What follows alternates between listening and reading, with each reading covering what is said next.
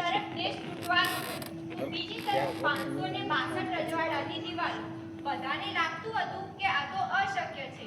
પણ સરદાર કહેતા કે જ્યારે કોઈ પણ દેશને અખંડિત રહેવું હોય ત્યારે કોઈ પણ દિવાલ ભલે તાકાતની હોય કે ડરની હોય એ ટકી શકતી નથી.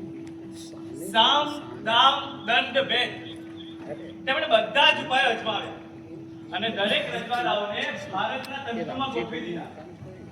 જેમ કોઈ શિલ્પકાર પથ્થરમાંથી મૂર્તિ ઘડે એવી રીતે સરદાર સાહેબે એક તૂટેલા ટુકડાઓમાંથી અખંડ ભારતની રચના કરી. આથી જ તો એ લોક પુરુષ કહેવાયા.